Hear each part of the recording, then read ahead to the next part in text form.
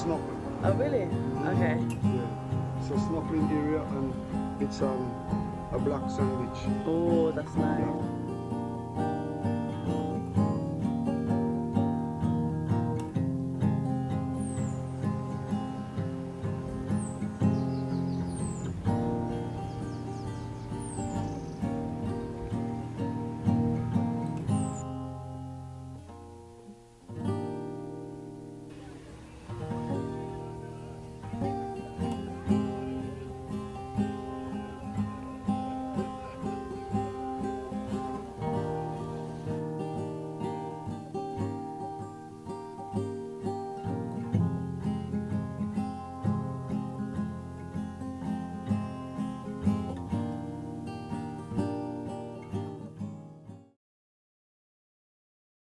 In May, I went on a solo trip to the Caribbean and I had the most amazing time.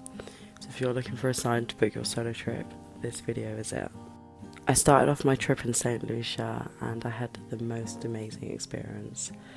Even just driving around, seeing the trees, the clouds, the sky, I just felt like I was in a place of unreal beauty that I'd never seen before. And it's weird because I felt like I'd been there before, even though I hadn't. And it was such a nice feeling of going somewhere new, but feels like home.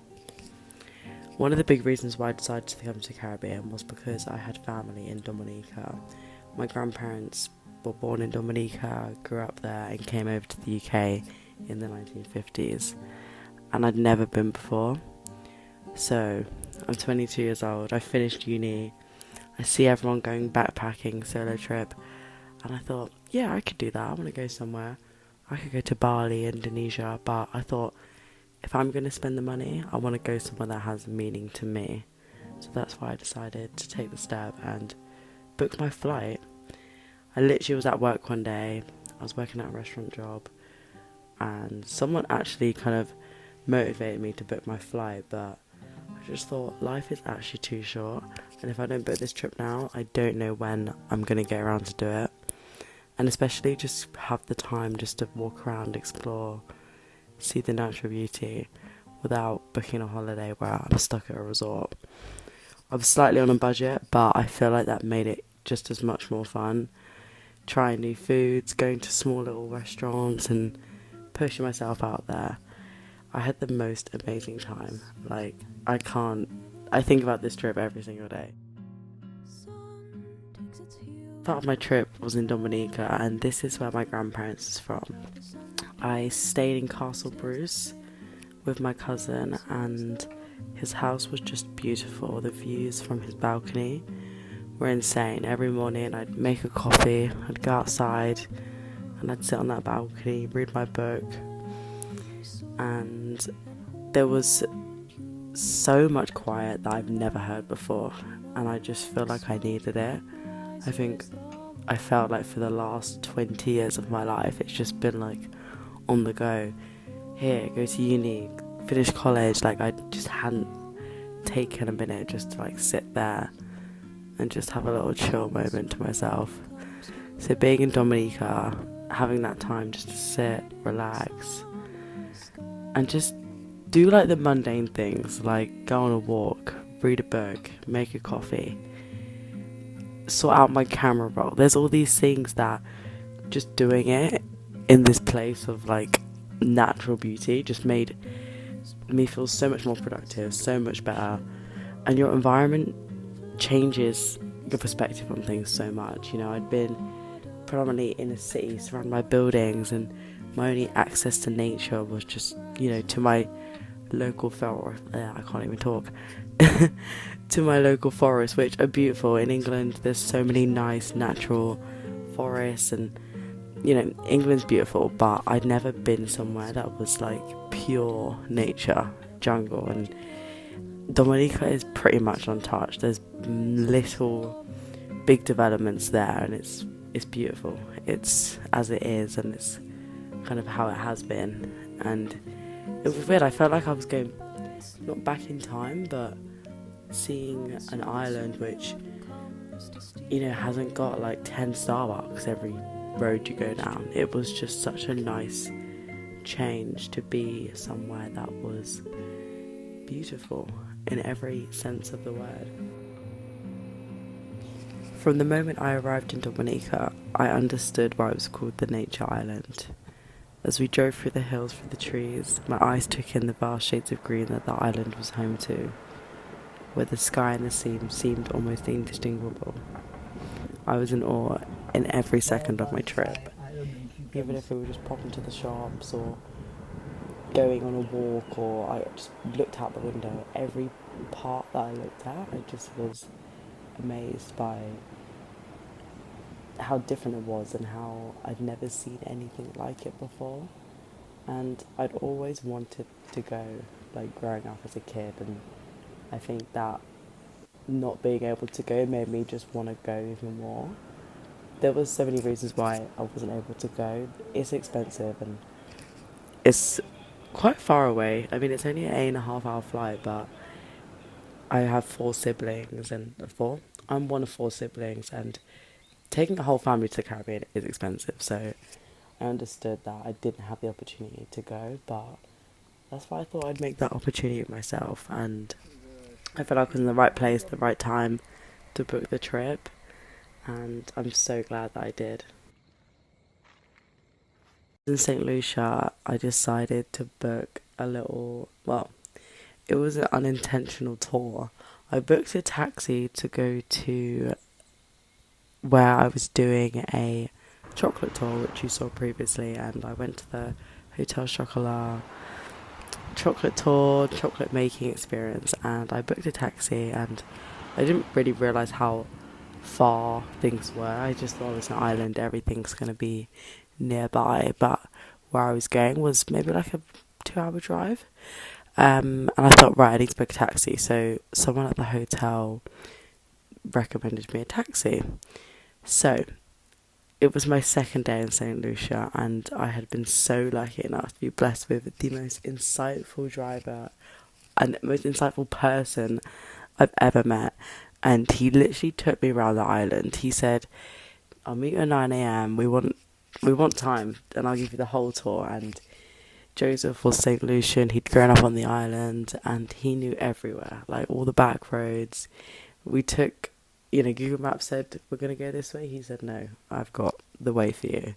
And I felt like I had like a spirit guide in that car. It was the most amazing day of my life. I learned so much from Joseph, and yeah, I just booked him to take me to the Rabat stay, and that was in Soufriere, so where I was staying, about a 2 hour drive. And out of his own generosity, he took me on my own private tour of the island, and it was the best $200 I had ever spent in my life. When I got kind of quoted $200, I was like, oh, that's kind of a lot. But then I thought, no, I need to go, and I want to book like a legitimate taxi, whatever. I don't want to try walk there. I just thought, let me splash out and just pay for this taxi, which realistically for the drive I was going on, it was actually really reasonable, $200. Anyways, it was a long drive. Anyways, as we drove through the never-ending views of green, we conversed about our lives, God, morals, politics, and how it is to live life on the island. I told him my aspirations in life, and he kind of just listened to them and gave his advice, and it was just amazing. And he told me his aspirations, and we just had a beautiful conversation in this car. And I'm writing a book, which I think is another video in itself, but it's basically about being Caribbean and what that means, and the perspective of going to the Caribbean when you've never been there before. And it's a whole long book that I'm planning to write, which goes into my dissertation research on the Windrush generation. Anyways, that's a whole other conversation in itself, but I told him my aspirations of this book, and I guess motivate me to go to the Caribbean and go around, see different islands, and just take it all in. I wasn't going there to write, but I had some thoughts and I wanted to experience it, do a little bit of writing, but just get a sense of it. And you know, I do plan on going back. Anyways, so I keep getting sidetracked. Yeah, so I told him that was my drive to come and to connect with family that I'd never met before, and he really reassured me in my confidence to come back, and he stressed the importance of going back to where you're from and where your grandparents are from, where your parents are from, and understand your roots. And I think that's a whole lack that people have nowadays, is they don't know where they're from and they don't know who they are as a person and what shapes them, and you know, your history and the importance of that. And Joseph told me about his life growing up in St. Lucia, how his farm. He told me about his life growing up in St. Lucia, how his father had a farm which grew top grade bananas, and he stressed the fact that I probably would have eaten one at least once in my life, as he was largely exporting them to the UK and all around the world. So he said, "You've probably eaten a banana that from the farm that I grew up on," which was so fascinating and made me think like how small the world is. Like, you're already like a couple people away from knowing someone. Like, it's crazy how small the world is. Joseph was a pure soul, one of the few people you'd ever meet in your life who you've met, or you felt like you've met before, or somewhat in a past life. And my dad's also called Joseph, so it was a nice like experience to meet someone who, you know, has the same name. I feel like names have a meaning and shapes kind of who you are as a person. So it was cool to meet someone who had the same name as my dad. And his generosity and his offering of wisdom made me feel like I was in the right place at the right time. And if I hadn't have taken that step to make that trip, I wouldn't have had this conversation. I wouldn't have been there to hear all this. And meeting a person with yields of wisdom, I felt like he just kind of passed it on to me and just thought, you know, this is life, this is some advice for you. And it was things that I felt like I really needed to hear. And he told me important things that he thought were important about life, and things deep down that you know, but you just need to be reminded of, and you need someone to just say like, oh, like, this is life, you know, do what you want, like, go for what you want, life's too short. And the stories he told me about, I guess, yeah, unexpected things that happened in life, and things just happen. That's why you just need to do things for yourself, because you don't know what's around the corner. You don't know when that freedom could be taken away from you, which sounds morbid and sounds kind of scary, but it's true. Like, you never know. And even telling me about landslides on the island, you know, like unexpected things that can just happen and you just don't know, which isn't just exclusive to being on an island, and I guess the natural hazards that come with that, like hurricanes and landslides. But in life, you know, you can be walking down the road one day and you don't know what can happen. Anyways, not to get too philosophical, I always get so sidetracked. But yeah, it was amazing. And one of the most important things that I picked up from this conversation was the fact that we have 2 ears and 1 mouth. He put it blank. He said, we need to listen more than we speak. And that, I'd never kind of heard that phrase before, but it just kind of summed up so much for me, like in life. Like, I feel like it's one of those things that you need someone to tell you that. Like, I didn't really take that in most of my life, where you just talk and you think you know everything, but you don't. And that's why we're human, that's why we learn, that's why we go on these journeys and experience things for ourselves. And he just explained that analogy to me, and how you can create value from your talents and motivating yourself, and just to do what you want and listen to people and learn from people and just live your life, you know. Stop just like putting things off. Just go for what you want in life, because it's so short. It's so short.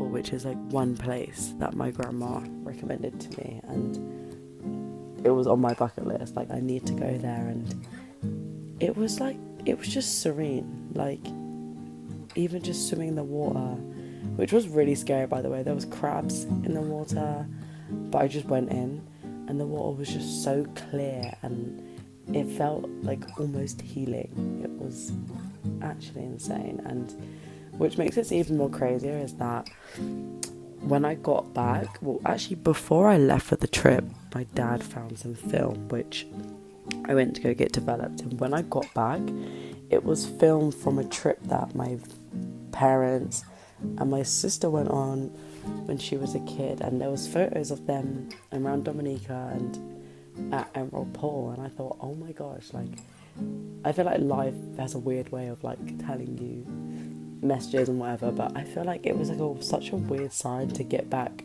from a trip. I go to pick up film which I had no clue what was on it, and it happens to be like where I'd just been, in like a really specific spot. Like, it was so crazy, and I love that about life, you know, like random stuff will happen, little coincidences, and I feel like it all just happens all for a reason. While I was planning on going to Dominica, which was the main place I wanted to visit to on my trip, I thought while I was there I might as well go see the 2 surrounding islands. So I went to Martinique, and it was so pretty. Like, one, I felt like I was like in the south of France. When I was in Martinique, I genuinely like kind of forgot I was in the Caribbean, because it's just so French, and obviously it's a French island, like it is France, but it's in the Caribbean geographically. But it's, you know, the roads, the currency, the language, you forget you're in the Caribbean. Like, I genuinely thought, I'm in Europe right now, but I was in the Caribbean, but I was in France. Crazy. Anyways, Martinique was so beautiful.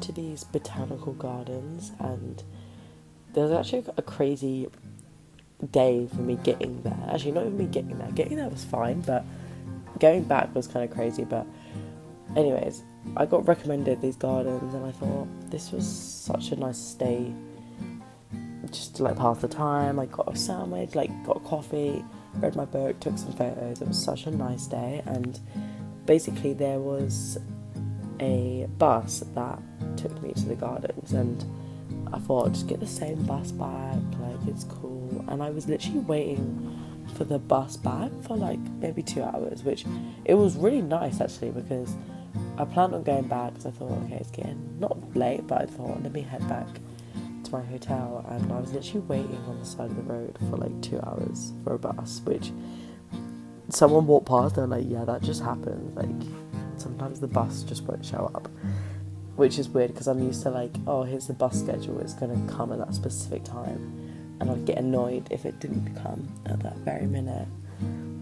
Which, sitting by that bus stop waiting for my bus just made me realise, like, just take it easy. Like, why am I in a rush all the time? I can just enjoy my day, and if I get little setbacks in my day, like, it's not the end of the world. You can just enjoy that moment, like, be in the present. I'm gonna end the video here, but I really hope you enjoyed watching this video. It's not like your usual travel vlog style video, but I really enjoyed going there, filming it, making it. And so yeah, if you like this video, like and subscribe, and I'll see you in my next video.